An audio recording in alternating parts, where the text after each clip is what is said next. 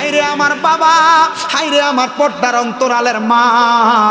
এবার ওই দুই ফেরেশতা সামনে থেকে দাঁড়ায় যাবে ডান এবং বামে। এবার আজরাইল ফেরেশতা আসবে বান্দার সামনে। আজরাইল ফেরেশতা আইসা বান্দার রূহ কবজ করার জন্য কথা বলতে থাকবে। এবার বান্দা তার জবান দিয়ে কথা বলার চেষ্টা করবে। বান্দা বলবে, আজরাইল আমি এখনো কবরের কোনো সামান রেডি করতে পারি নাই। শ্বশুর বাড়িতে যাইতে মিষ্টি নিয়ে যাও, ফল নিয়ে যাও। কবরে যে যাইবা, কবরের তো কিছু সামানের দরকার আছে। কথা কয় না, আছে না নাই? এ বাবা, সন্ধ্যা রাত থেকে এখন পর্যন্ত 11টা 20 মিনিট পর্যন্ত বয়ান হয়েছে। অনেক উড়াদুরা বয়ান, অনেক উলামায়ে কেরাম বয়ান করেছে। তাদের সূক্ষ্ম জ্ঞান দ্বারা আপনাদেরকে বোঝা গেছে। আমি মূর্খ মানুষ, দুই একটা কথা বলি, ভালো লাগলে মানবেন, না লাগলে বর্জন করবেন। সন্তান হিসেবে ক্ষমা সুন্দর দৃষ্টিতে দেখবেন। ওই আজরাইলের সঙ্গে কথা বলার সময় বান্দার দুই চোয়ালের মাঝখানে জিহ্বাটা আটকে যাবে। এবার বান্দা জিহ্বায় কামড় পড়ে যাবে। বান্দা এবার চোখ দিয়ে আজরাইলের সঙ্গে কথা বলার চেষ্টা করবে, কিন্তু বান্দা পারবে না। আজরাইলের চেহারা বড় ভয়ঙ্কর। ওই চেহারা দেখা বান্দার চোখগুলা কপালে উঠে যাবে, মানে কপাল দেখবে বান্দা চোখ দিয়া। এখন তো আপনি চোখ দিয়া কপাল দেখেন না, বান্দার চোখের মনিটা উল্টে যাবে। এবার বান্দার সামনে আজরাইল আইসা বান্দার বুকের মধ্যে হাতটা দিবে।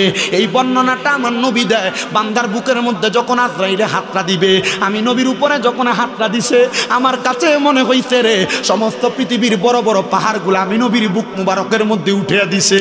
আমি নবী বলছি, আজরাইল আমি নবীর বুকের মধ্যে হাতটা শুধু রাখছো, রুহু তো কবজ করো নাই। আমি নবীরে যেমন ভাবে রুহু নিয়ে যাও, এমন ভাবে কি রুহু নিয়ে যাইবা? নবী গো না না না, এমন কষ্ট বেঈমানদেরকে, এমন কষ্ট বেআমলদেরকে আগে যাদের নামগুলা বলছি তাদেরকে দেওয়া হবে। এবার আমার নবী কই,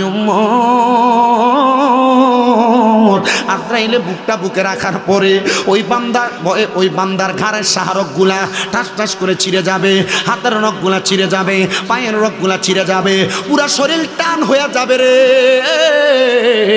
শক্ত হয়ে যাবে। বান্দার দেহ থেকে রুহটা নেওয়া হবে।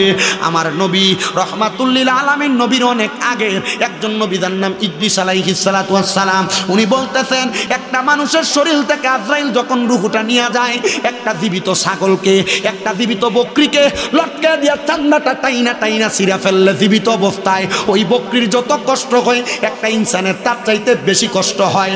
এ রাচর রাজাপুরের বাবা, এ যুবক ভাইরা, এ পর্দার অন্তরালের আমার আম্মুজিরা, আপনি তো এমন কষ্ট পায়া মরতে চান না।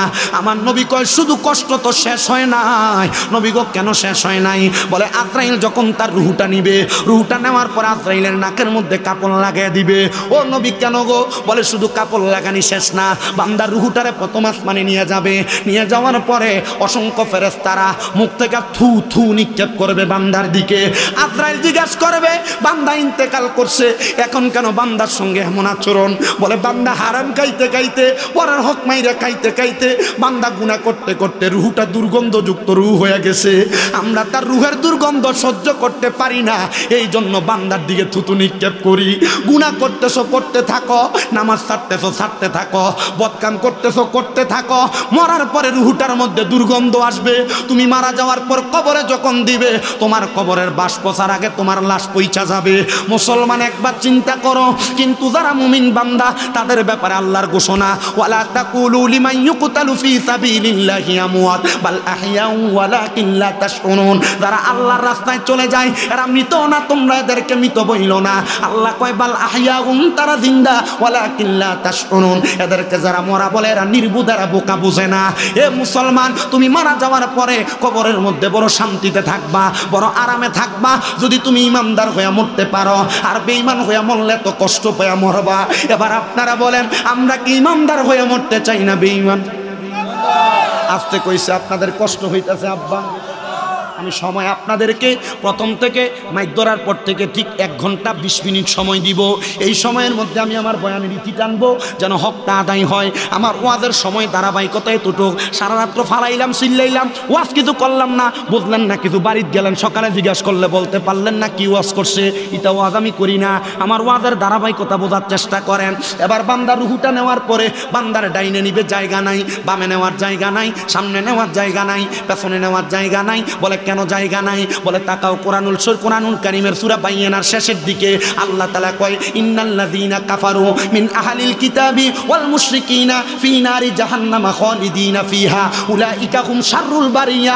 আল্লাহ কয় যারা কুফরি করে, যারা আহলে কিতাবের অন্তর্ভুক্ত, যারা দুনিয়ার জমিনের মধ্যে মুশরিক শিরিক করে, আল্লাহ তাআলা কাউকে সেজদা দেয়, গুনাহকে গুনাহ যায় না, গুনার কাজ বারবার করে, ওই ব্যক্তিগুলা মারা যাওয়ার পর এদের ঠিকানা হইল ফি নারি জাহান্নামা খালিদিনা ফিহা।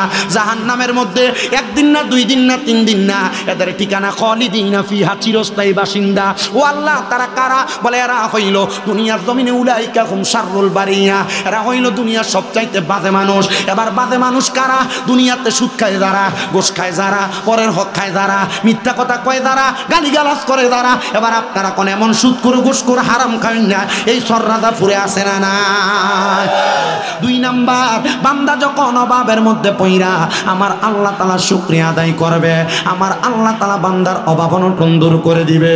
3 নাম্বার, বান্দা যখন কঠিন কোনো বিপদে মুসিবতের মধ্যে পড়ে আল্লাহ শুকরিয়া আদায় করবে, আমার আল্লাহ তাআলা বান্দার মুসিবত থেকে উদ্ধার করে। কিন্তু আমরার বেডারা অভাবের মুসিবতের মধ্যে পড়লে দোকানে যায় বেনসন টানে, দোকানে যায় কল্লিপ টানে, আবার বুড়া মানুষরা বিড়ি টানে। না রে বাবা না, আল্লাহ তাআলার বান্দা যখন আল্লাহ তাআলার কাছে সেজদা করে, কোনো কিছু চায়, আল্লাহ তাআলা বিপদ থেকে উদ্ধার করে, অভাব দূর করে দেয়। 4 নাম্বার, ওই বান্দা যদি দুনিয়ার জমিনের মধ্যে কোনো অসুস্থতায় ভোগে, আমার আল্লাহ তাআলা বান্দার সুস্থতার নিয়ামত প্রদান করে। আর 5 নাম্বার, আমার আল্লাহ তাআলার বান্দাটা দুনিয়ার জমিনের মধ্যে থাকা অবস্থায়, বান্দা যদি দুনিয়ার জমিনের মধ্যে আল্লাহ তাআলার ইবাদত করে কিন্তু সম্পদের মধ্যে বরকত নাই, আমার আল্লাহ তাআলা রিজিকের সম্পদের মধ্যে বান্দার বরকত দান করে। ওগো মায়ার নবী, আপনার কাছে জানতে চাই আমার আল্লাহ তাআলা আর কি কি বরকত দান করে আপনি বলেন না। নবী আমার বলে উম্মত, আখিরাত মূলত 5টা নিয়ামত আল্লাহ তাআলা দান করে। মায়ার নবী গো কোন 5টা নিয়ামত দান করে? বলে 1 নাম্বার নিয়ামত হইল আমার আল্লাহ তাআলা বান্দাটার ঈমানের সাথে মরণ দান করে। হায়রে মুসলমান, তোমার এলাকার কত মানুষ বিছানায় প্রস্রাব পায়খানা করতে করতে মারা যায়, কত মানুষ মারা যায় নাকে মুখে দিয়ে রক্ত বের হয়, কত মানুষ মারা যায় চোখ উল্টে যায়, কত মানুষের জিহ্বার মধ্যে কামড় দিয়ে মারা যায়। একবার চিন্তা করছনি কত মানুষ দুনিয়ার জমিনের মধ্যে মারা যাওয়ার সময় এমন কঠিন অবস্থা হয়, এটা ইমানের সাথে মরণ না। ইমানের সাথে মরণ, বান্দা হাসি দিয়া থাকবে, চেহারা উজ্জ্বল থাকবে। ইমানের সাথে মরণ, বান্দা মৃত্যুর খবর টের পাবে না। আমি আপনাদের কাছে ইমানদার এবং বেঈমানের মৃত্যুর কিছু অবস্থা বর্ণনা করব আমার খুতবার পরবর্তী সময়ে। শুধু আপনাদের কাছে আল্লাহ তাআলার শুকরিয়া আদায় করা, বান্দাদের নিয়ামতের প্রশংসা করতেছি আমি আপনাদেরকে। 5 নাম্বারের পরে 6 নাম্বারের পরে 7 নাম্বার আল্লাহ তাআলা বান্দাটার আরেকটা নিয়ামত প্রদান করবে। বলে কোন নিয়ামত? বান্দা যখন কবরে যাবে, ওই কবরের মধ্যে আমরা দেখি 3.5 হাত মাটি খুঁড়া, ওই কবরের মধ্যে কোনো বিছানা দেয় না, কোনো কিছু দেয় না। পুরুষ হইলে 3টা কাপড়, মহিলা হইলে 5টা কাপড় দিয়ে কবরে শোয়া দেয়। কিন্তু রহমতের নবী বলে বান্দা যদি আল্লাহ শুকরিয়া আদায়কারী বান্দা হয়, তাহলে বান্দার কবরে রহমতের 3 জন ফেরেশতা দিয়া আমার আল্লাহ জান্নাতের বিছানা বিছায়া দেয়। জবান খুলে ধরে ধরে বলি সুবহানাল্লাহ। এ মুসলমান, একবার চিন্তা করে রে, চররাজাপুরের দাড়ি পাইকা গেছে মুরব্বীরা, তুমি যদি মইরা যাও তোমার কবরে জান্নাতের বিছানা পাইবানি। তুমি যদি মইরা যাও তোমার মরার সময় বিছানায় প্রস্রাব পায়খানা করে দিলে মানুষ কইব ঈমান নিয়া মরতে পারছে না। জিহ্বায় কামড় দিয়া মরলে মানুষ কইব ঈমান নিয়া মরতে পারছে না। চোখটা উল্টিয়া দিলে মানুষ কইব ঈমান নিয়া মরতে পারছে না। যদি প্রস্রাব পায়খানা করে দাও মানুষ কইব বড় খারাপ ভাবে মারা গেছে। আমি বর্ণনাটা শেষের দিকে করে দিব। এবার আসেন 8 নাম্বার, ওই বান্দারে যখন কবরে রাখা হয়, আমরা তো জানি দুনিয়ার জমিনের মধ্য থেকে বান্দারে কবরে রাখলে 3টা সওয়ালের জবাব করা হবে। কিন্তু তার আগে বান্দারে যখন কবরে রাখি বিসমিল্লাহি ওয়া আলা মিল্লাতি রাসূলিল্লাহ, এটা বইলা কবরে রাখার পর বাঁশগুলা দিয়া, চাটাইগুলা দিয়া, মাটিগুলা দেওয়ার পর মিনহা খলাকনাকুম ওয়া ফিহা নুঈদুকুম ওয়া মিনহা নুখরিজুকুম তারাতান উখরা বলে মাটি মোমবাতিগুলা দিয়া দেয়, যখন কবরে দেয় আমি জানতে চাই কবরের মধ্যে কোনো আলো দিছেনি, কোনো লাইট দেয় নাই, কোনো মোমবাতি দেয় নাই, কোনো আলোকসজ্জা দেয় নাই। আমার নবী কয় বান্দা যদি আল্লাহ তাআলার শুকরিয়া আদায়কারী বান্দা হয়, আমার আল্লাহ তাআলা বান্দার চেহারার মধ্যে একটা নূর জ্বালায়া দিব, যেটাকে বিওয়াজিকা নূর বলে হাদিসে সাব্যস্ত করা হয়েছে। এই নূরের আলো দিয়া বান্দার কবর সুন্দর হবে। এ রাজাপুরের যুবক, দে তোর পাও আমার সামনে দে, তুই নেশা ছাড়স না। এ মুরব্বী বাবা, বয়স হয়ে গেছে, এখনো পর্যন্ত গুনাহ ছাড়স না, আমি আমার জিহ্বা দিয়া তোমরা পাও পরিষ্কার কইরা দিমু। ওই কবর ভালো জায়গা না রে, ওই কবর বড় মারাত্মক ভয়ঙ্কর জায়গা। হায় রে, তুমি যদি গুনাহগার হইয়া শুকরিয়া আদায় না কইরা মারা যাও, মারা যাওয়ার পরে কবর হবে ভয়ঙ্কর অন্ধকার। 8 নাম্বার পুরস্কার পাইলা। 9 নাম্বার, বান্দার কবরের মধ্যে যখন দুইটা ফেরেশতা আসবে, বান্দার চেহারা নূর দেইখা বান্দারে কোনো সওয়ালের জবাব জানতে চাইবে না, কারণ ওই ফেরেশতারা বলবে এই বান্দার চেহারার মধ্যে এমন একটা নূরের তাজাল্লি দেখা যায়, এটা কোনো সাধারণ নূর না, এটা হলো বান্দার চেহারার মধ্যে বান্দার ঈমানের নূর দেখা যায়। নূর। ও দয়ার নবী গো, ও দয়ার নবী গো, আপনার কাছে জানতে চাই, আমার মরা যাওয়ার পরে আমার চেহারার মধ্যে ঈমানের নূর থাকবো নি? কেমনে থাকবো? তুমি সুদ খাও, কেমনে থাকবো তুমি ঘুষ খাও, কেমনে থাকবো তুমি পরের হক মেরা খাও, কেমনে থাকবো তুমি মিথ্যা কথা কইয়া খাও, কেমনে থাকবো দুনিয়ার জমিনে তোমার ইবাদত নাই, তোমার আমল নাই, তোমার আখলাক নাই, তোমার তাকওয়া ঠিক নাই, তোমার ঈমান ঠিক নাই। না রে মুসলমান, ঈমানি চেহারা নিয়ে যাইতে পারবা না। যদি তোমার চেহারা কালাও হয়, আল্লাহর কসম ঈমানি তাকওয়াওয়ালা একটা ইখলাসওয়ালা রূহ নিয়া দেহ নিয়া কবরে গেলে ওই চেহারা কালা হইল, মরার পরে চকচক করতে থাকে, কারণ ইমানদার হওয়ার কারণে। নবী গো 10 নাম্বার পুরস্কার কোনটা? কয় বান্দা যখন কবর থেকে হাসর মিজান ফুলসেরাতের সামনে যাবে, ওই ফুলসেরাতের পাড়িটা দেওয়া বড় কষ্টকর। একটা চুলকে 70টা ভাগ করলে যত চিকন, ফুলসেরাতের পুলটা তার চাইতে আরো বেশি নাকি চিকন, কেমনে বুঝি না গো নবী। তরবারির চাইতে ধারালো। বান্দা বিসমিল্লাহ বলে পাও রাখবে, ইমানদার বান্দা আলহামদুলিল্লাহ বললে ফুলসেরাত পার হয়ে যাবে। হায় রে মনি, আমরা ইমানদার হইয়া মরতে পারবো নি?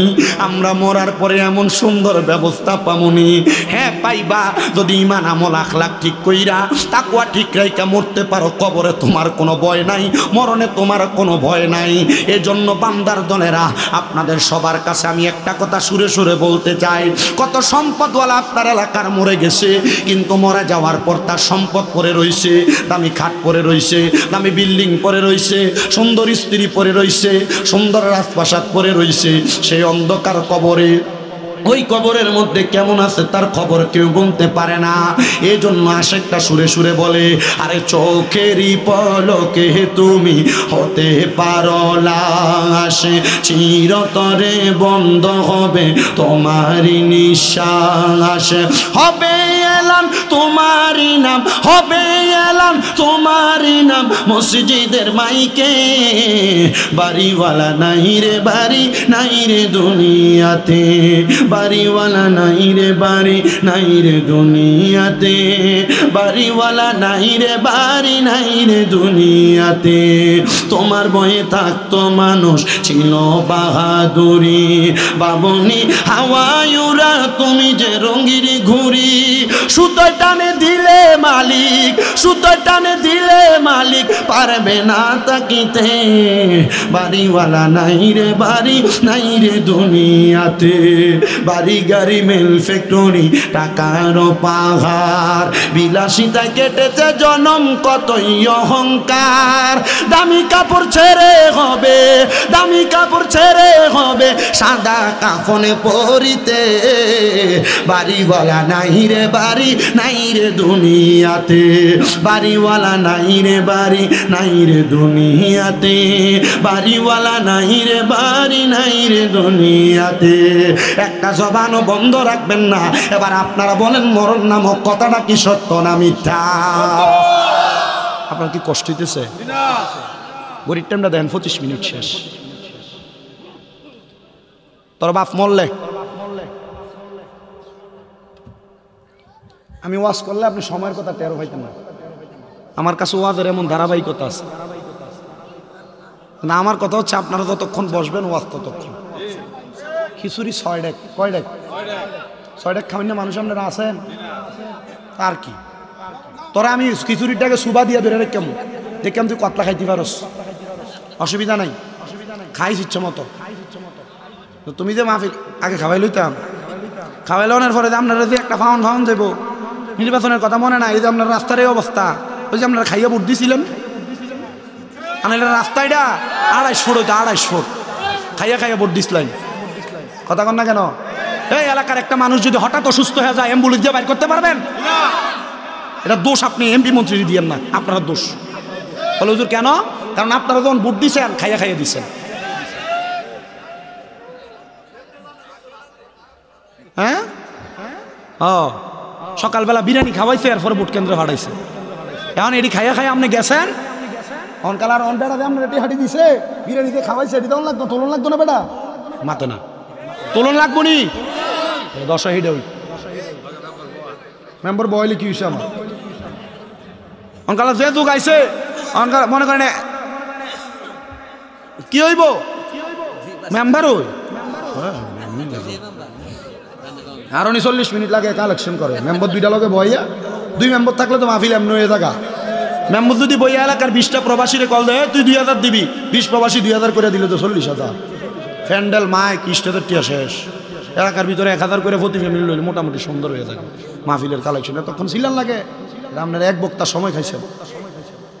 কিন্তু দেখলাম মাশাল্লাহ মিজানুর রহমান আদিজ সাহেব আপনাদেরকে চেষ্টা করছেন যথেষ্ট পরিমাণ ওয়াজ দিতে, কারবালার বয়ান করছে, ঠিক না?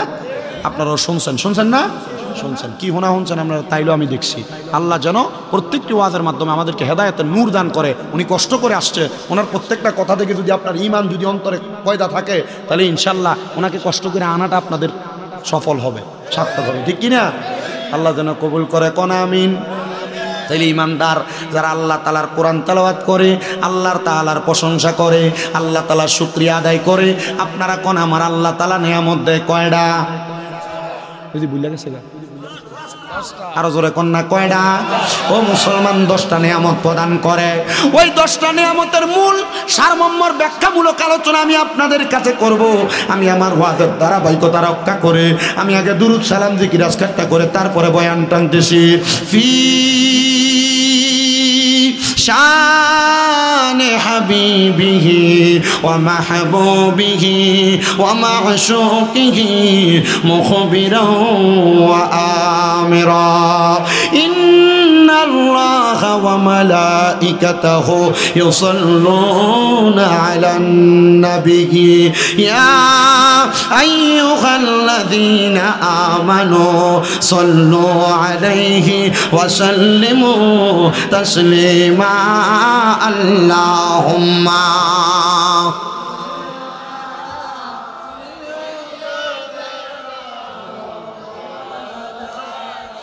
মুহাম্মাদ ওয়ালা এক দুঃখ পরিমাণ এক দুঃখ মাওলানা বেবে দেখো মনে মনে প্রেমনি করছ নবীর সনে নইলে ঠেকে বারোজহা সরে মুহাম্মাদিয়া রাসূলুল্লাহ আল্লাহুম্মা সাল্লি। মুহাব্বত নিয়ে পড়েন, ঈমান তাজা হবে। দুরূদ শরীফ পড়লে ঈমান তাজা হয়। মুহাম্মাদ ওয়ালা আলি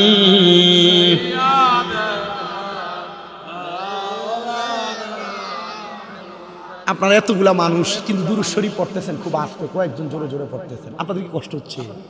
মনে রাখেন রাসূল বলছেন আমার উম্মতের মধ্যে সবচাইতে বখিল মানে কিফটা ওই উম্মত যার সামনে আমি নবীর প্রতি দুরূদ শরীফ পড়া হইলো সে তার জবানকে বোবার মতো করে রাখলো।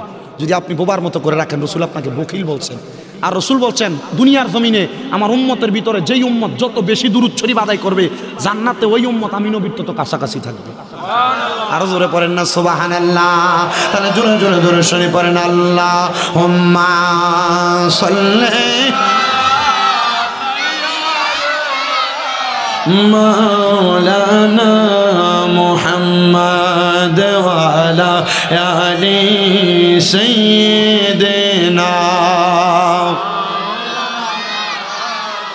লা ইলাহা লা ইলাহা আল্লাহ কাউরে বানাইলা খলিলুল্লাহ, তুমি কাউরে বানাইলা সফিউল্লাহ। মোরে নবীকে দয়া করে, মোরে নবীকে রে বানাইলা হাবিবুল্লাহ, লা ইলাহা ইল্লাল্লাহ, লা ইলাহা। হায়রে নামাজ রোজা চাইর না, কেহ মা বাবার খেদমত চাইর না, আমার নবীর দরুদ বইল না, বলেন নবীর আমার নবীজি তোমায় ভুলবে না। লা ইলাহা ইল্লাল্লাহু লা ইলাহা। হায়রে অনেক দূরে মদিনা, আমরা কেমনে যাব জানি না। আপনারা বলেন এই চোররাজাপুরের বাবারা, আমরা সবাই মদিনা যাইতে চাই কি চাই না? যারা যারা যাইতে চাই ডান হাত তুলে আমার আল্লাহকে দেখায়, আর জবানটা খুলে একটা তাকবীর দেন, নারে তাকবীর। এ আওয়াজ দিয়া মনে হয় না গরিপুর বাজারটা ফারন যাইব, একটু মুহাব্বতের জজবাউল আওয়াজ দেন, নারে রিসালাত।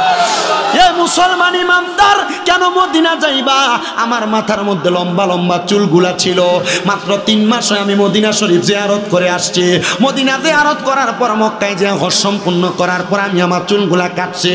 কিন্তু বাবারে, আমি যখন মদিনা শরীফের মধ্যে প্রবেশ করেছি, আমি আমার মনের মধ্যে একটাই নিয়ত রাখছি, রাসূল আমি হাদিসে মুবারাকার মধ্যে পড়া দেখলাম, আপনি নবীর ঘোষণা, মান যারা কবরি ওয়াজাবাত লাহু শাফাআতি ইয়াউমাল কিয়ামা, যেই ব্যক্তি আপনি নবীর রওজা মুবারক জিয়ারত করলো, তার জন্য আপনি নবী সুপারিশ করা ওয়াজিব হয়ে যায়। নবী যদি সুপারিশ করে, আল্লাহ তাআলা নবীর সুপারিশ ফিরিয়ে দিবেন না, আমার নবী যার জন্য সুপারিশ করবে তার জন্য জান্নাত ওয়াজিব হয়ে যাবে। ও মায়ার নবী, আপনার রওজার সামনে আসছি, একটানা 7 দিন পর্যন্ত নবীদের সালাম প্রদান করেছি। আমি 8 দিনের দিন, যেদিন নবীর রওজা থেকে বিদায় হয়ে মক্কা শরীফে চলে যাব, আমি আমার রাসূলে পাকের রওজার সামনে দাঁড়ায় দাঁড়ায় বলছি, ইয়া রাসূলুল্লাহ, আমার মনে বড় শখ ছিল আপনার রওজা জিয়ারত করব, কিন্তু আপনার রওজা মুবারক দেখে আমার মনে একটা শখ জাগছে গো নবীজি, আমি আপনি নবীরে মরণের আগে একবার হইল ঘুমের ঘরে স্বপ্ন দেখতে চাই। ও মায়ার নবী, এই কথা শুধু শেষ কথা নয়, আমার মনে আরেকটা স্বপ্ন গো নবীজি, আমি যখন দুনিয়ার জমিনের ভিতরে বাংলাদেশ ওয়াজ মাহফিলে যাই, কত আপনার প্রেমিক আপনার উম্মতদেরকে নিয়ে দুরুদ সালাম আদায় করে, এরা তো মক্কা মদিনা আসতে চায়। আল্লাহর নবী গো, আপনি তাদেরকে কবুল করেন আল্লাহর হস্তে, এরাও যেন মক্কা মদিনা আসতে পারে। এ চররাজাপুরের বাবা, তোমার চররাজাপুরের মসজিদের ভিতরে 1 ওয়াক্ত নামাজ পড়লে 1 ওয়াক্ত নামাজের সওয়াব পাইবা, কিন্তু মদিনার মসজিদে নববীর ভিতরে 1 ওয়াক্ত নামাজ পড়লে 50,000 ওয়াক্তের সওয়াব পাইবা। কোন দিন 50,000 ওয়াক্ত নামাজ পড়বা? টাকা জমায় রাখো না, তাড়াতাড়ি মক্কা মদিনার টিকিট কিনো। এ সন্তানের দলেরা, এ সন্তানের দলেরা, মক্কা শরীফে যাইয়া আল্লাহর কাবা ঘরের কালো গিলাফের দিকে তাকায়া তাকায়া 1 ওয়াক্ত নামাজ পড়লে 1 লক্ষ ওয়াক্তের সওয়াব পাওয়া যায়। কোন দিন 1 লক্ষ ওয়াক্ত নামাজ পড়বা? আইরে ওই মক্কার কাবা ঘরের রুকনি আমিনীর সাথে দইরা আল্লাহর কাবা ঘরের গিলাফ, আল্লাহর কাবা ঘরের দরজার মধ্যে ধইরা কইছি, আল্লাহ গো, আপনার কত বান্দারা মক্কা মদিনা আসতে চায়, আপনি এদেরকে একবার হলো মক্কা মদিনা আইনেন। ও মুসলমান, আপনার টাকার অভাব নাই, 1-2-3 লাখ টাকা হইলে খেতে দিয়া চরে দিয়ে একটু জায়গা কিনে রাইখা দেন, ব্যাংকে নিয়ে জমা দেন, আমি বলবো টাকা পয়সা ধন সম্পদ আপনার সন্তানেরা তার মতো ব্যবহার করবে। আপনার কাছে যদি টাকা থাকে 1.5 লক্ষ টাকা সবচাইতে বেশি লাগবে, ওই টাকাটা দিয়া মক্কা মদিনা উমরা হজ করার নিয়তরা করেন, তাই একবার দেখে আসেন, ওই জায়গা দেখে আসলে আপনার মনে বড় শান্তি পেয়ে যাইবে। যুব সমাজ, কক্সবাজার ট্যুর দেওয়ার জন্য 10-15-20 হাজার টাকা বাজেট করো, এই টাকাটা মক্কা মদিনা যাওয়ার জন্য নিয়ত করো, দেখবা তোমার টাকার জোগাড় অটোমেটিকলি হয়ে গেছে। হে সন্তানের দলেরা, তোমার মা বাপ দুনিয়াতে বাইচা রইছে, টাকা পয়সা থাকলে ওই আম্মা আব্বারে মক্কা মদিনা দেখে আনো, নচেত মা বাপ মরার পরে টাকা পয়সা থাকবে কিন্তু শখটা পূরণ করতে পারবা না। হে পর্দার অন্তরালের আমার আম্মুজিরা, আপনাদের কাছে করজোরে আবদার করি গো মা, আপনার স্বর্ণ গয়নার অভাব নাই, স্বামী প্রতি বছর বছর স্বর্ণের চেইন স্বর্ণের জিনিস পাঠায়। আমি কইমু গো মা, আপনি মরার পরে আপনার ভাই বোনেরা, আপনার সন্তানেরা আপনার স্বর্ণ গয়নাগুলা ভাগযোগ করে নিয়ে যাবে। এই স্বর্ণ গয়নার একটা বড়ি বাজারে বিক্রি করলে বর্তমান বাজার মূল্যে স্বর্ণর দাম অনুযায়ী আপনি এই টাকা দিয়ে মক্কা মদিনা যেয়ে হজ করে আসতে পারবেন। আমি বলবো মক্কা মদিনা যান, বড় শান্তি পাবেন, বড় মজা পাবেন। ও বন্ধুরে, শুধু মক্কা মদিনাতে শান্তি না, মদিনা শরীফের পাশে বাম দিকে একটা জায়গা আছে, যেই জায়গাটার নাম হলো জান্নাতুল বাকি। যে জায়গায় নবীজির অসংখ্য সাহাবায়ে কেরাম শোয়া, ওই জান্নাতুল বাকিতে ফজরের নামাজের পরে ঢুকলে বড় শান্তি পাওয়া যায়। সকালের বাতাসটা লাগলে কলিজাটা ঠান্ডা হয়ে যায়। আইরে মদিনা শরীফের একবারে পশ্চিম, মদিনা শরীফের একবারে কেবলা বরাবর হাতের ডান দিকে 310 নাম্বার গেট বরাবর একটা রাস্তা গেছে সোজা কোবা মসজিদের দিকে। ওই কোবা মসজিদের ভিতরে 2 রাকাত নামাজ পড়লে একটা উমরা হজের সওয়াব হয়ে যায়। এই সওয়াব তুমি অর্জন করতে পারছো না, টাকা আছে, জায়গা আছে, সম্পদ আছে, জি পুত্রে দিয়া দেবা, তার ভবিষ্যৎ কইরা দিয়া যাইবা। লাগতো না রে বেটা, তোমার সন্তানের রক্ত মাংস করাইয়া দিছো, নিজের রক্ত পানি কইরা এই জায়গার একটা কোনা বিক্রি করো, মক্কা মদিনা যাও, শান্তি পাইবা। বলে হুজুর আমদার ফুতেরে কি দিয়া যাইতাম না? আরে বেটা, ফুতেরে যেই জায়গা দিয়া যাইবা, আল্লাহর ঘর মক্কার মধ্যে দইরা দইরা ফুতের লাগা দোয়া করবা। আরে আল্লাহ তাআলা যেই সম্পদ বিক্রি করে যাইবা ফুতেরে, আল্লাহ তাআলা বরকতের কারণে, তোমার দোয়ার কারণে আল্লাহ তাআলা এর চাইতে 10 গুণ 100 গুণ সম্পদের মালিক বানাইতে দেরি করবে না। আমার দিকে তাকারে আব্বা, আমি মক্কা মদিনা যাওয়ার 1 বছর আগে আমার নানা ভাই মক্কা মদিনা যায় হজ করছে। আয়া আমারে কইছে, রে স্বামী, আমি তোর লাগে দোয়া করছি, আল্লাহর কাবা ঘরের চাদরে দূরে দূরে কইছি, আল্লাহ আমার নাতিদারে বড় বানাইও, আল্লাহ আমার নাতিদারে মক্কা মদিনা আইনো। এরপরে আমি মক্কা মদিনায় গেছি। আপনাদের দোয়ার বরকতে কুমিল্লা শহরে এখন আমার 6টা মাদ্রাসা, পুরা 6 মাদ্রাসা 1170 জন পোলাপান। এগুলা শুধু একমাত্র আল্লাহ এবং তার রসুলের দয়ার বরকতে, আমার মুরব্বীদের দোয়ার বরকতে, আমার আম্মা আব্বার দোয়ার বরকতে। এই জন্য আপনাদের সবার কাছে আবদার জানাই, যেই মক্কায় এত বরকত, যেই মদিনায় এত বরকত, আপনারা বলেন ওই মক্কা মদিনা যাইতে চাই কি চাই না? যারা যারা যাইতে চাই জবান খুলে জোরে জোরে পড়েন না বাবারা। ওরে দয়াল আল্লাহ দয়া করেন, দয়া করেন, নসিব করেন মদিনা। লা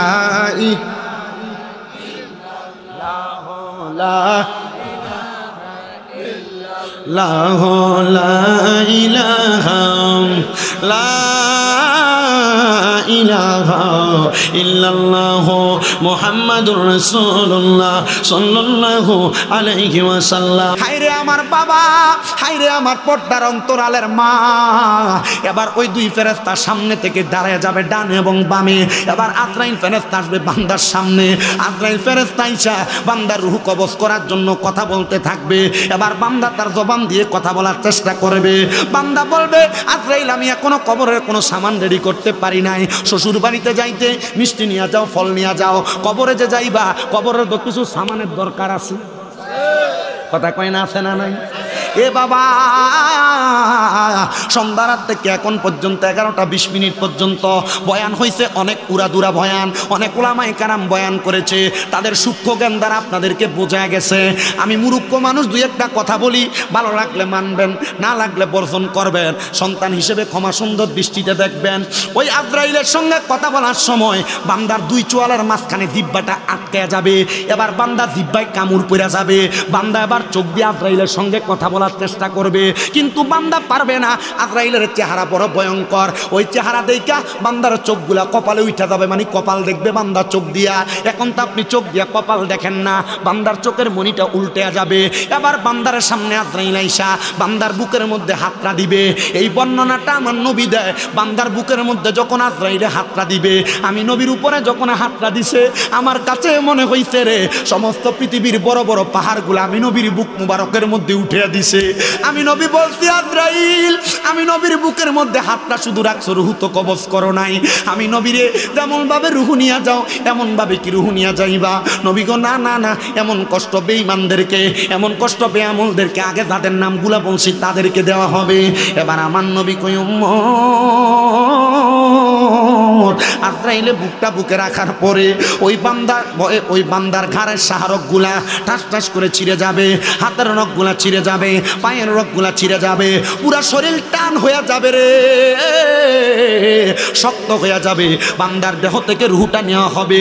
আমার নবী রহমাতুল্লিল আলামিন নবীর অনেক আগে একজন নবী, যার নাম ইদ্রিস আলাইহিস সালাতু ওয়াস সালাম, উনি বলতেছেন একটা মানুষের শরীর থেকে আজরাইল যখন রুহটা নিয়ে যায়, একটা জীবিত ছাগলকে, একটা জীবিত বকরিকে লটকে দিয়া চান্দাটা টাইনা টাইনা ছিঁড়া ফেললে জীবিত অবস্থায় ওই বকরির যত কষ্ট হয় একটা ইনসানের তার চাইতে বেশি কষ্ট হয়।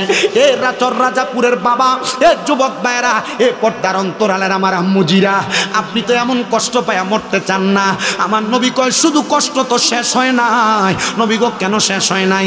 বলে আজরাইল যখন তার রুহটা নিবে, রুহটা নেওয়ার পর আজরাইলের নাকের মধ্যে কাপড় লাগিয়ে দিবে। ও নবী কেন গো? বলে শুধু কাপড় লাগানি শেষ না, বান্দার রুহটারে প্রথম আসমানে নিয়ে যাবে। নিয়ে যাওয়ার পরে অসংখ্য ফেরেশতারা মুখ থেকে থু থু নিক্ষেপ করবে বান্দার দিকে। আজরাইল জিজ্ঞাসা করবে বান্দা ইন্তেকাল করছে, এখন কেন বান্দার সঙ্গে এমন আচরণ? বলে বান্দা হারাম খাইতে খাইতে, পরের হক মাইরা খাইতে খাইতে, বান্দা গুনাহ করতে করতে রুহটা দুর্গন্ধযুক্ত রুহ হয়ে গেছে। আমরা তার রুহের দুর্গন্ধ সহ্য করতে পারি না, এই জন্য বান্দার দিকে থুতু নিক্ষেপ করি। গুনাহ করতেছো করতে থাকো, নামাজ ছাড়তেছো ছাড়তে থাকো, বদকাম করতেছো করতে থাকো, মরার পরে রুহটার মধ্যে দুর্গন্ধ আসবে। তুমি মারা যাওয়ার পর কবরে যখন দিবে, তোমার কবরের বাস পচার আগে তোমার লাশ পৌঁছা যাবে। মুসলমান একবার চিন্তা করো। কিন্তু যারা মুমিন বান্দা, তাদের ব্যাপারে আল্লাহর ঘোষণা, ওয়ালা তাকুলু লিমান ইউকতালু ফি সাবিলিল্লাহি আমওয়াত বাল আহইয়াউ ওয়ালাকিন লা তাশউরুন। যারা আল্লাহর রাস্তায় চলে যায় এরা মৃত না, তোমরা এদেরকে মৃত বইলো না। আল্লাহ কয় বাল আহইয়াউন, তারা জিন্দা, ওয়ালাকিন লা তাশউরুন, এদেরকে যারা মরা বলে এরা নির্বুধ, এরা বোকা বুঝে না। এ মুসলমান, তুমি মারা যাওয়ার পরে কবরের মধ্যে বড় শান্তিতে থাকবা, বড় আরামে থাকবা যদি তুমি ইমানদার হয়ে মরতে পারো। আর বেঈমান হয়ে মরলে তো কষ্ট পেয়ে মরবা। এবার আপনারা বলেন, আমরা কি ইমানদার হয়ে মরতে চাই না বেঈমান? আস্তে কইছে আপনাদের কষ্ট হইতেছে আব্বা। আমি সময় আপনাদেরকে প্রথম থেকে মাইক ধরার পর থেকে ঠিক 1 ঘন্টা 20 মিনিট সময় দিব। এই সময়ের মধ্যে আমি আমার বয়ানের রীতি টানবো যেন হকটা আদায় হয়। আমার ওয়াজের সময় ধারাবাহিকতায় এতটুক। সারা রাত্র ফালাইলাম, চিল্লাইলাম, ওয়াজ কিছু করলাম না, বুঝলেন না কিছু, বাড়িতে গেলেন সকালে জিজ্ঞাসা করলে বলতে পারলেন না কি ওয়াজ করছে।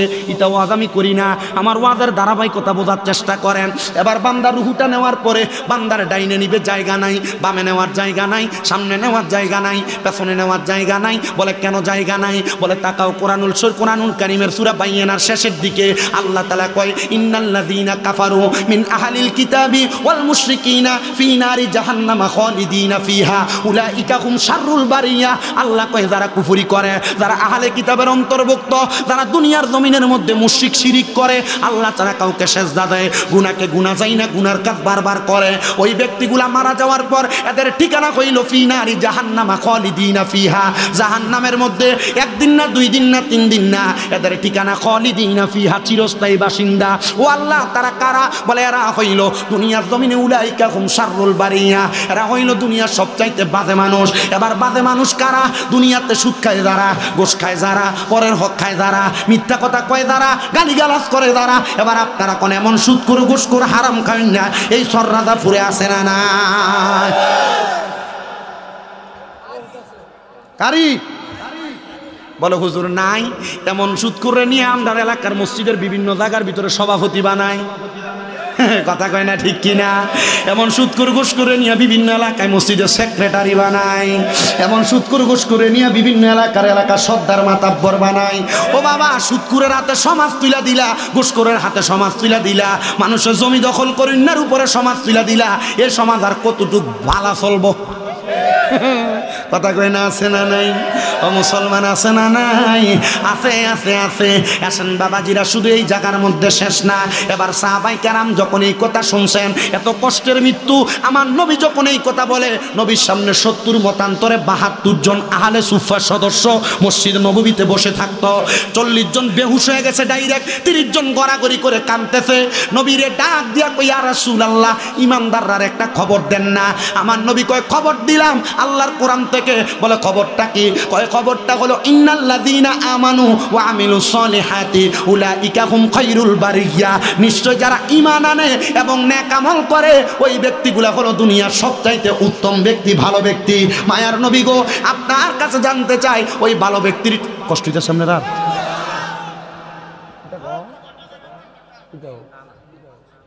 কষ্ট হইতেছে? ওয়াজ আছেন আপনারা? কাহিনী হইলো আমার ওই বাপের বয়সী হইলো আমার রক্ত হচ্ছে একটু গরম, অর্গমা বেশি থাই তো। গতকালকে আমার মাহফিল ছিল ওই যে মহেশখালীর আগে বাঁশখালী। আপনি চিন্তা করেন সে আমার জীবনটা তেনা তেনা হয়ে যাওয়ার কথা না? ও গাড়িতে বইয়ে থাকতে থাকতে মাথার ওজন বের হয়ে গেছে। বুড়া মানুষের মতো মাঝে মাঝে মাথার ঠেলা দেওয়া লাগে। আপনারা দোয়া করবেন না ইনশাল্লাহ? হ্যাঁ এটা কি তা চলতেছে? জাগা ওই যে কইছি কুফুরি গান বাজনা করা কি কর না, গান বাজনা করা কথা কয় না দিয়ে দি জোরে কও ধরাইতে শুনে আপনারা। এটা কুফুরি কাম, তো এটা কুফুরিটা কুফুরি কইবেন। আপনি যদি লাল রে লাল সাদা রে সাদা না কর, খবর গেলে ফিডা বাসের বাড়ি আমন নিবেন বেতের বাড়ি। কথা কয় না কি লেগা? আপনি ওই যে অনেকে দেখবেন একবার এলাকার ভিতরে যে লোকটা ক্যাটারি করে, গুন্ডামি করে, মদ খাইয়া বা খায়, ক্যাটারি গুন্ডামি, তার শরীরে শক্তি বেশি, এই লোকের লোকের সম্পর্ক রাখে না এমন লোক। রাসূল সাল্লাল্লাহু আলাইহি ওয়াসাল্লাম বলছে কেউ যদি কোনো বাজে লোকের সাথে, নেশাখোর কোনো সন্ত্রাসের সাথে তার নিজের ক্ষমতা বাড়াইবার লাগে সম্পর্ক রাখে, নবী কয় সে আমাদের দলভুক্ত না। নবীর দলভুক্ত না হইলে তাহলে এটা মুসলমান হই না। আপনারা যদি আবার এরার লোকে তাল মিলাইবার লাগে যদি আপনারা আবার নিজেরা এটা মনে করেন জি না খবর গেলে ফাতলা ফাতলা বাড়ি আপনারও দিব, আপনার কষ্ট হয় আছেন আপনারা? আল্লাহ যেন আপনারা কষ্ট হয় তো দাঁড়িয়ে দাঁড়িয়ে ভাই কষ্ট হইলে কইয়েন প্রয়োজন আমার সে সাইডে দিয়ে আপনারা বম। কারণ আপনারা আমি বুঝি চেহারা শুরু দেখলে তো বোঝা যায় আপনারা বিধি মানুষ। মোটামুটি আগে যে বইছেন ভাই দেরি কি কে জানি কল টল দেয়, মোবাইলটি চেক দিয়েন, কল দিলে পর, কারণ ও ওনার থেকে বউরের সময় দেন বেশি উত্তর কি মাতে না দাও? হ্যাঁ ওয়াজ ওনার থেকে বউরের সময় দাম উত্তম। আল্লাহ বোঝার তৌফিক দিক। আপনারা আমিনও কোন কিফটামি করে এও আবার দাও খিচুড়ি লই ওনাদের গেলে আল্লাহ যেন কবুল করে। জোরে কোন আমিন। এবার ঠিক আছে জোরে কোন মারহাবা।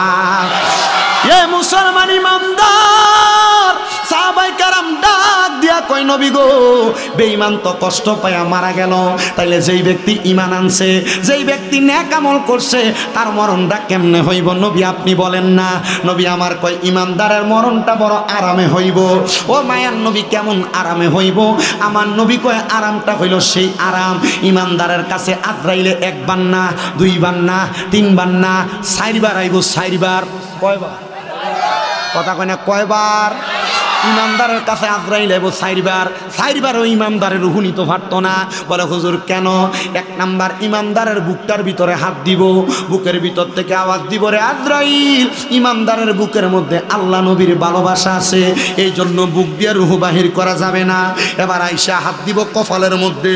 ইমানদার নামাজি, নামাজ পড়ার কারণে বান্দার কপাল থেকে আওয়াজ আসবে, বান্দার রুহ কবজ করতে পারবে না কপাল দিয়া। বলে কেন? বলে বান্দা নামাজ আদায় করেছে এই জন্য বান্দার কপাল দিয়ে রুহ কবজ করা যাবে না। এবার হাত দিবে বান্দার ডান সিনার মধ্যে, বান্দার ডান দিক দিয়ে হাত দেওয়ার পরে দুইটা ফেরেশতা জবাব দিবে রে আজরাইল বান্দার রুহ তো ডান দিক দিয়ে কবজ করতে পারবা না। বলে কেন পারবো না? বলে বান্দার ডান দিকে আছে তার মা বাবার খেদমত। এবার হাত দিবে বান্দার বাম দিকে, বাম দিক দিয়ে খেদমত বান্দার বাম দিক দিয়ে হাত দেওয়ার পর আজরাইলকে দুইটা ফেরেশতা বলবে বান্দার বাম দিক দিয়ে আছে তার দান এবং সদকা, এই জন্য বান্দার রুহ এমন ভাবে কবজ করা যাবে না। বলে কবজ যেহেতু করা যাবে না কেমনে বান্দার রুহ কবজ করব? আল্লাহর পক্ষ থেকে আওয়াজ আসবে রে আজরাইল বান্দা কিছুক্ষণ পর কালেমা পড়বে, কারণ মুমিন বান্দা কালেমা পড়া ছাড়া মরবে না। মুমিন বান্দা যখন কালেমা পড়বে মুমিন বান্দার মুখ দিয়ে একটা বাতাস বের হবে, ওই বাতাসটার সাথে সাথে বান্দার রুহটা তুমি কবজ করবা। বলে কবজ করব। হ্যাঁ ইমানদার বান্দা মুমিন বান্দা মরার কষ্ট টের পাবে না। বলে হুজুর কেন টের পাবে না? আরে ছোট্ট একটা বাচ্চা দুধের জন্য কান্না করলে মা যেমন ভাবে মাথায় হাত বুলিয়ে দিলে ছোট্ট বাচ্চা ঘুমায় যায়, ইমানদার বান্দার রুহ নিবে, ইমানদার বান্দার টের পাবে না। এ মুসলমান হে নবীর উম্মতের দলেরা, আশিকে রাসূল ভাই বাবারা, এবার ইমানদারের রূহ কবজ করার পর ইমানদারের রূহ বলবে, রে আজরাইল তুমি আমার এত আস্তে আস্তে কেন নিয়ে যাও, আরো তাড়াতাড়ি নিয়ে যাও না। তুমি যদি জানতা আমার আল্লাহ তাআলা আমার জন্য কত বড় নিয়ামত রেডি করে রাখছে, তাইলে তুমি আমার এত আস্তে আস্তে নিয়ে যাইতা না, আরো তাড়াতাড়ি নিয়ে যাইতা। এ মুসলমান ইমানদারের দলেরা, এই নবীর উম্মতের দলেরা, চন্দ্রাজাপুরের বাবারা, এবার যখন ইমানদার বান্দার রূহটা কবজ করার পরে আজরাইলে নিয়ে যাবে, বেঈমানের রূহ নেওয়ার সময় নাকে কাপড় দিছে, ইমানদারের রূহ নেওয়ার সময় নাকে কোনো কাপড় নাই। রহমতের ফেরেশতা প্রথম আসমানে দাঁড়ায়া আহলান ওয়া সাহালান মারহাবান মারহাবান দুয়ুফুল্লাহ দুয়ুফুর রহমান, আল্লাহর মেহমান বলে বলে ইমানদাররে স্বাগতম জানায়। হায়রে মনিব মাওলা, আমার এমনে স্বাগতম জানাইবনি, বলে শুধু স্বাগতম না, কবরের মধ্যে যাওয়ার পরে বান্দার নুরানি চেহারার কারণে ওই যে বলছিলাম সওয়ালের জবাবও দেওয়া লাগবে না, একমাত্র আপনার ইমানের দৌলতের কারণে, আমলের দৌলতের কারণে। এ বান্দা এখনো পর্যন্ত কি গুনাহ করবা, এখনো পর্যন্ত কি গুনাহ ছাড়বা না? অনেকে মনে করে কত গুনাহ করছি, আল্লাহ আমারে মাফ করতো না। না রে না, আমার আল্লাহ শুধু মাফ করতো না, আমার আল্লাহ এমন মাফ করব, ওই ক্ষমা তুমি পাইলে দুনিয়া এবং আখিরাতের মায়ার কথা ভুইলা যাইবা। বলে হুজুর কেমনে বুঝবো? আল্লাহ তাআলার একজন বান্দা যার নাম হযরতে সুলতান মাহমুদ গজনবী রহমতুল্লাহ আলাইহি, ওনার নাম আপনারা এর আগে কয়জন শুনেছেন আমি জানি না। ভারত উপমহাদেশের ঘটনা পড়লে সুলতান মাহমুদ গজনবীর 7 খণ্ডের একটা কিতাব পাওয়া যায়, ওই কিতাবটা পড়লে তাসাউফ তত্ত্বের মূল পড়াগুলা পাইবেন। তাসাউফের নাম দিয়ে যারা ভণ্ডামি করে, তাসাউফের নাম দিয়ে যারা বেড়িবাদ্য করে, তাসাউফের নাম দিয়ে মাজারে সেজদা দেয়, তাসাউফের নাম দিয়ে মহিলা এবং পুরুষ একসাথে নিয়ে বইয়া থাকে, কষ্ট হইতাছে আপনারা? আরে বাবা, কোরআন হাদিস এদেরকে সমর্থন করে না। তাসাউফের অর্থ শুধু বেড়া বেড়ি এক লগে বন না, তাসাউফের অর্থ শুধু বেড়িয়ে দিয়া গান করা না, তাসাউফের অর্থ বাউল গান করার না, তাসাউফের মানে হইল মাওলার প্রেমে ডুব দিয়া মাওলার দিদারে যাওয়া। এই তাসাউফ এখন বর্তমানে নাই, এই বর্তমান জামানায় কয়েক জায়গায় হয়তো পাওয়া যায়, কিন্তু সব জায়গায় পাওয়া যায় না। বর্তমানে তাসাউফের নামে বিভিন্ন জায়গায় ভণ্ডামি চলে। ও বাবা, ভণ্ডামির পক্ষে আমরা না, আমরা সুন্নি, আমরা মাজারের পক্ষে, কিন্তু ভণ্ডামির পক্ষে না। কথা ক্লিয়ার? কথা ক্লিয়ার? এ মুসলমান ইমানদার এবার মনোযোগ লাগায় শোনেন। এবার হযরতে সুলতান মাহমুদ গজনবী উনি বলতেছে, আমার একটা খাসিয়ত, আমি তাহাজ্জুদের নামাজ পড়তাম। এ বাবা, দুনিয়ার জমিনে যত বড় বড় আল্লাহর ওলি দেখেন, একজন ওলিও নাই যে তার জীবনে তারা তাহাজ্জুদ পড়ে নাই। একটা কিতাব আল্লামা ফরিদউদ্দিন আত্তার রহমতুল্লাহ আলাইহি লিখিত কিতাব, নাম হলো আত-তাযকিরাতুল আউলিয়া। ওই কিতাবের মধ্যে 177 জন ওলামা ওলির জীবনী আছে। ওই জীবনীর মধ্যে পড়ে দেখলাম প্রত্যেকটা আল্লাহর ওলি আল্লাহ তাআলার কাছে তাহাজ্জুদ নামাজ পড়ছে। বলে হুজুর তাহাজ্জুদের আবার পরে কোন সময়? এ বাবা, ফজর, যোহর, আসর, মাগরিব, এশা নামাজ কি শুধু 5 ওয়াক্ত? না না না, তাহাজ্জুদের নামাজ ফজরের আগে দিয়া পড়ে আরেকটা নামাজ আসে, এই নামাজটার নাম হলো চাশতের নামাজ। ওই নামাজটা পড়ে কখন? এই একটা নামাজটার নাম এশরাকের নামাজ। এই নামাজ পড়ে ফজরের নামাজ পইরা আল্লাহর জিকিরে মশগুল থাইকা সূর্য ওঠার আগ পর্যন্ত বইসা থাকলে, এরপরে সূর্য উঠলে 2 রাকাত নামাজ, এটারে কয় এশরাকের নামাজ। সূর্য ওঠার পর থেকে সূর্য ডুবার আগ পর্যন্ত একটা নামাজ আছে, এটার নাম দোহারের নামাজ অথবা চাশতের নামাজ। ও বন্ধু, শুধু এই নামাজ না, আরো নামাজ আছে সলাতুল ইস্তেসকা, আরো নামাজ আছে সলাতুল হাজত, আরো নামাজ আছে সলাতুল আওয়াবিন, আরো নামাজ আছে সলাতুল খায়ের, আরো নামাজ আছে সলাতুল তাসবিহ। এমন অনেক নফল ইবাদত আছে যেই নফল ইবাদতের কারণে আল্লাহ আপনার পূর্বের সব গুনাহ মাফ করে দিবে। কিন্তু বলে হুজুর 5 ওয়াক্তর খবরই নাই, হুজুর নফল ইবাদতগুলা কেমনে করব? না রে বাবা না, আপনি আল্লাহ তাআলার প্রিয় হওয়ার জন্য এই ইবাদতগুলা করার দরকার। হাইরে মুসলমান ইমানদারের দল, নবীর উম্মতের দলেরা, আশিক রাসূল ভাই বাবারা, একটু অন্তরের কানটা লাগায় বয়ানটা শ্রবণ করার চেষ্টা করেন। এবার আল্লাহর বান্দাটা ডাক দিয়ে, আমি তাহাজ্জুদ নামাজ পড়তে বাইর হইলাম। আমি বাইর হইয়া দেখলাম আমার থেকে অল্প কিছুক্ষণ দূরে 4 জন লোক হাইটা যায়। আমি মনে মনে চিন্তা করলাম, হাইরে 4 জন লোক যে হাইটা যায়, এরাও মনে আমার মতো তাহাজ্জুদ পড়ে, কিন্তু ওই 4 জন লোক হইল চোর। এ 4 জন ওই জায়গা থেকে চিন্তা করে, দেখছস নি আমরা 4 জন আইছি চুরি করবার লাগা, কিন্তু এই বেড়া একা একা চুরি করতে পারিছে, তার সাহস কত! হাইরে বাবা, সুলতান মাহমুদ গজনবী বলে, আমি এবার তার সামনে গেলাম। তারা 4 জনের সামনে যায় জিগাইলাম, তোমরা কেন বাইর হইলা? ওই 4 জন কয়, তুমি যেই কামে আমরাও সেই কামে। আসলে কেউ নিজেই কামে, তারা 4 জন সেই কামে। এবার সুলতান মাহমুদ গজনবী কয় যে তো তোমরা যেই কামে, তোমরা আমি যেই কামে তোমরা সেই কামে, চলো একসাথে করি। বলে কি করবা? বলে চুরি। বলে চুরি যেহেতু করবা, এ 4 জন তোমরা যে একলগে আইলা, 4 জনের ক্ষমতা কি আমার কাছে বলো। 4 জনের একজন ডাক দিয়া কয় আমার ক্ষমতা হইল আমি যখন কোনো বাড়িতে যাই চুরি করবার লাইগা, ওই বাড়ির কুকুরটা যদি ডাক দেয় আমি কুকুরের বাসা বুঝি। কি এর বাসা বোঝে? আমি কুকুরের বাসা বুঝি। দ্বিতীয় ব্যক্তিরে জিগায় তুমি যে চুরি করতে যাও তোমার ক্ষমতা কি? বলে আমার ক্ষমতা হইল আমি বাড়ির মধ্যে ফু দিলে, ফু দেওয়ার সাথে সাথে পুরা বাড়ির মানুষ ঘুমায়া জাগা। 3 নাম্বার ব্যক্তিরে জিগায় তোমার ক্ষমতা কি? কয় আমি নাকের গ্রানে বলতে পারি কোন জায়গায় কি আছে। 4 নাম্বার ব্যক্তিরে জিগায় তোমার ক্ষমতা কি? কয় আমার ক্ষমতা হইল আমি রাইতকে তারে দেখতে পাই, দিনে তারে চিনতে পাই। মাশাআল্লাহ, ক্ষমতা বালা। এবার 4 জন কয় একসাথে যেহেতু কাম চালামু, চুরি করমু, তাইলে তোমার ক্ষমতা বলো। এবার সুলতান মাহমুদ গজনবী কয় আমার ক্ষমতা আমি ডাইনে তাকাইলে ফাঁসি মাফ, বামে তাকাইলে জেল হাজত মাফ। বলে আমরা এটাই দরকার, আমরা যদি দরা খাই ফাঁসি হইলে ফাঁসি মাফ হইব, আমরা যদি দরা খাই জেলে গেলে তুমি বামে তাকাইলে জেল হাজত মাফ হইব। চলো চুরি করতে যাই। এবার বাড়িতে ঢুকছে, যেই বাড়িতে ঢুকে এইবারে সুলতান মাহমুদ গজনবীর ওই বাড়ি।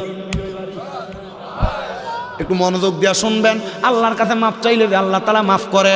আজকে মাহফিল করতেছেন ওলিয়ে কামেল লেখছেন, কামেল এমনি হয় না। শাহ মোহাম্মদ নাজির মাহমুদ রহমতুল্লাহ আলাই উনি যে দুনিয়া থেকে গেছেন এমনি যায় নাই, উনি ওনাদের জীবনটাকে এমন বানাই গেছেন। এজন্য ওনার স্মরণে 25 বছর মাহফিল হয়। নাচত আমনের এলাকার কত মানুষ মারা যায় খবর লয়া দেখেন, অনেক দাড়ি ফাঁকা মুরব্বী আছে বাপ মার কবরের সামনে নিলে কবরও চিনে না, আছে না নাই? সুলতান মাহমুদ গজনবী কয় তারার লইয়া ঢুকলাম চুরি করবার লাইগা। মা বোনেরা মনোযোগ দিয়া শুনবেন, আল্লাহর কাছে মাফ চাইলে আল্লাহ কেমনে মাফ করে একটু দেখা লইবেন। সুলতান মাহমুদ গজনবী কয় তারা ঘরে ঢুকছে, ঘরে ঢুইকা কুকুর ঘেউ ঘেউ করে ডাকে। কুকুর যখন ঘেউ ঘেউ করে ডাকে, এবার ওই সুলতান মাহমুদ গজনবী জিগায় কিরে কুত্তাদের ডাক দিল, কুত্তা কি কইছে তুই আমারে কস না? কয় কুত্তা কইছে মালিক বাড়িতে চোর ঢুকছে তাড়াতাড়ি ওঠেন। কিন্তু মালিক ওঠে না, মালিক ঘুমাইতেছে। কিন্তু বাবারে এ বাবা, এ বাবা, কুত্তা আরেকবার ডাক দিছে ঘেউ ঘেউ ঘেউ ঘেউ ঘেউ ঘেউ। কুত্তা যখন ডাক দিছে সুলতান মাহমুদ গজনবী দিকে এখন কি কইছে? কয় মালিক তো চোরের লগে ওই, কিন্তু সর্দি বুঝে না। এবার কয় মা এ কুত্তা মনে হয় পাগল। কুত্তা আসলে কি কুত্তা পাগল না চোরেরা পাগল? এ বন্ধুরে, সুলতান মাহমুদ গজনবী আবার সামনের দিকে যায়। সামনের দিকে যখন যায় এবার লক্ষ্য করে বাড়িতে প্রবেশ কইরা, এবার বাড়িতে যাইয়া তারা sorry sorry sorry sorry sorry ঘুম পাড়াইতে পারে না আরেকজন সুরের ক্ষমতা। আমি যেই বাড়িতে ঢুকি যত শক্ত তালা হোক আমি তালা ভাঙতাম পারি, ঘুম পাড়ান আমি তালা ভাঙতে পারি। একজন যা তালা খুলা দিছে, তালাটা খোলার সাথে সাথে ও বন্ধু আরেকজন নাকের গ্রান শুঙ্গা বইলা ফেলছে। হ্যাঁ হ্যাঁ, এখানে এখানে মাল সম্পদ আছে, সব স্বর্ণ মুক্তা হীরা জহরত চুরি কইরা একটা গাট্টিতে বাইন্দা 4 জনে এক ঘরে নিছে।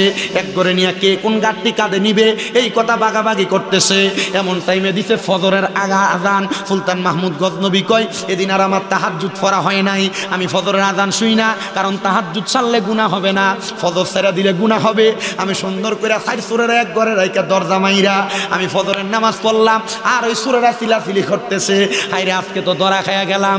এবার ওই রাজা ঘরের মধ্যে সুলতান মাহমুদ গজনবী সকাল হওয়ার সাথে সাথে বিচার কার্য সাজাইছে। পুরা গজনব এলাকার মানুষ হাজির হয়ে গেছে ভারতের। কে গো? বলে বাদশার বাড়িতে চুরি করতে আসতে সাহস কত? ও বন্ধু 4 সুরের যখন কাঠগড়ায় দাঁড় করাইছে, 3 সুর কান্দে 1 সুর হাসে। কয় সুর? 3 সুর কান্দে 1 সুর হাসে। সুলতান মাহমুদ গজনবী ডাক দিয়ে কয় কিরে তারা 3 জন হাসে, তিরা 3 জন কান্দে, তুই কেন হাসস? কয় রাজা ও সুলতান মাহমুদ গজনবী আমি না কালকে কইছিলাম আমি রাইতে তারে দেখি দিনে তারে চিনি, আপনি কেমনে বেইমানিটা করলেন? আমরা লোকে চুরি করতে ঢুইকা আমরা রে আপনি ঘরে আটকে দিয়ে বইয়া রইলেন। ওই লোকটা বড় চালাক। ওই 3 জন ডাক দিয়া কয় সুলতান মাহমুদ গজনবী তুমি যদিও চুরি করো নাই, চোরের সহযোগী ছিলা, তোমার মুখের কথা বলে হ্যাঁ। বলে তাইলে আমরা চুরি কইরা সুলতান মাহমুদ গজনবীর মতো বড় বাদশার কাছে ধরা খাইছি। তুমি ডাইনে তাকায় দেখো কি জানি এটা দেখা যায়। সুলতান মাহমুদকে আমি ডাইনে তাকায় দেখলাম কিছুই দেখা যায় না। আমি বামে তাকাইলাম কিছুই দেখা যায় না। এবার যেই লোকটা হাসে উনি ডাক দিয়া কয়, সুলতান মাহমুদ গজনবী, তুমি না কইছো তুমি ডাইনে তাকাইলে জেল হাজত মাফ, তুমি বামে তাকাইলে মৃত্যুদণ্ড মাফ, তুমি তাকাইছো এখন রাত্রে যেহেতু একসাথে চুরি করছি তাহলে আমরা তুমি একটু মায়া কইরা মাফ কইরা দাও না। সুলতান মাহমুদ গজনবী কয়, তোরা হেকমতের কাছে আমি পারি নাই, যারে মাফ কইরা দিলা ওই 60টা চোর একসাথে কাঠগড়ার মধ্যে আল্লাহর কুদরতি কদমে সেজদা দিয়া ডাক দিয়া কয়, মনি কত বাড়িতে চুরি করলাম, মানুষ আমরারে মারছে, আঘাত করছে, কিন্তু তোমার বান্দা সুলতান মাহমুদ গজনবী তাহাজ্জুদের নামাজ পড়তে উঠছে, তোমার বান্দা হইয়া তার ভিতরে যদি এত দয়া থাকতে পারে গো, তাইলে তুমি মাওলার কাছে কত দয়া।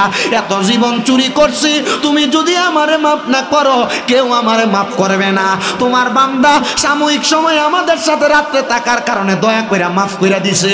আল্লাহ সারা জীবন যদি তোমার পথ মতে থাকতাম, 5 ওয়াক্ত নামাজে তোমারে সেজদা দিতাম, আমি চুরি করা লাগতো না, এর চাইতে বেশি সম্পদ তুমি আমারে দান করতা।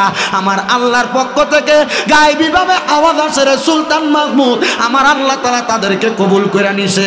যারে সুলতান মাহমুদ তুমি তোমার রাজপ্রাসাদের প্রহরীর দায়িত্ব তারারে দিয়া দাও। প্রহরীর দায়িত্ব পাইছে, কিন্তু কয়েকদিন পরে ওই 4 জন প্রহরী এমন ভাবে আল্লাহর ইবাদত করে, সুলতান মাহমুদ গজনবী কয়, আমি ঘুমানোর পরে রাত্রে আমার ঘুম হয় না, ফজরের সময় যখন আমার চোখটা লাগছে আমি স্বপ্ন দেখছি, আমার আল্লাহর পক্ষ থেকে কয়, সুলতান মাহমুদ রে, কেমনে রে তুমি 4 জন আল্লাহর ওলি রে তোমার বাড়িতে দারোয়ানির চাকরি করাও? বলে কোন 4 জন? বলে যে 4 জন রে সুর বলে সাব্যস্ত করছো, এরা এমন ইবাদত করছে, এরা এখন আল্লাহর ওলি হইয়া গেছে।